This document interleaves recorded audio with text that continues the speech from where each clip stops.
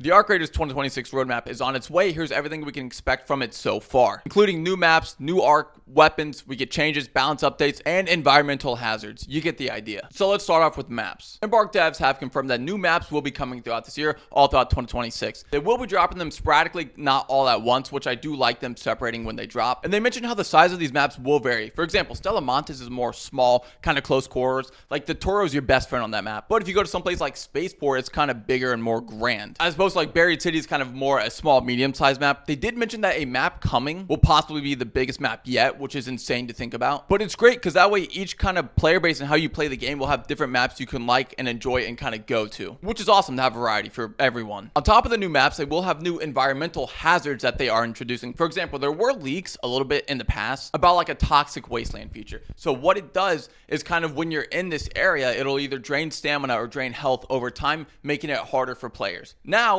with these new changes coming and the environmental hazards, when they are more difficult, your loot kind of will increase with it. For example, we already have Electromagnetic Storm, we already have the Cold Snap, and we already have Night Raid, which are all great, but the harder they go, the better your loot is, which is great. But on top of weather effects, they were talking about, even for smaller maps, adding a more vertical feature to it and kind of higher levels, kind of like multi-story buildings or stuff like that, which would be interesting to see how it plays out in Arc Raiders. I don't really know how I feel. I would honestly have to try it to determine. And a good idea of when the first new map will drop will probably be March, specifically for the reason that Bungie is dropping Marathon, which is their extraction shooter, in March. So that'd be my guess, is when they drop it to kind of, you know, assert their dominance on Bungie, which I'm all here for. New arcs as well. Let's talk about those. So we will be getting new arcs, and some of them will be specific for each map. Again, Stella Montes, we have the Shredder, right? It's only on that map, but it adds a unique playstyle and a unique feature when you're playing on Stella Montes, because you've got to watch out for the Shredder, which is actually a pretty insanely hard arc to go against. So some of these bigger maps will have something similar to that, including arcs that we haven't seen before. And maybe even some of the smaller maps will have some similar to that, as we got the Shredder before. They'll bring in a new type of archetype there, or they'll put the Shredder on that map, so the Shredder is now in multiple maps. Anytime we get a new type of arc, it's always great because it spices up the gameplay and it keeps it feeling fresh. On top of that, it gives us more items to collect or stuff to craft into new weapons, similar to how the Matriarch did. We will be getting new weapons on top of that. Weapon balance changes as well. For example, the hairpin's kind of just trash. It's straight buns, and they want to make each weapon unique in a way, but also viable in a way. So when you load in, you're not like, great, this is a throwaway game because I have a hairpin or like a Pharaoh one. Even if it's a free loadout, we get that, but they want to make sure that you have a chance of survival when you load in, which is awesome. Which is also great because then no matter what gun you like, you can find a way to play with it so that it's still good, just because it's not like nerfed into the oblivion. They did mention new PvE experiences as well. They didn't go too much into that yet, which more will be dropping, and I'll keep you guys up to date when that does come. But they also talked about the progression system and wanting to make some of the new skills in the skill tree kind of not trash. I feel like they don't do anything. They want each one to feel meaningful. That way when you put your time in and get to spend your skill, it's something you're going to use, and it's something that feels like it affects you when you play the game. On top of balances and changes and nerfs, they did mention like trigger nades might be getting a little nerf,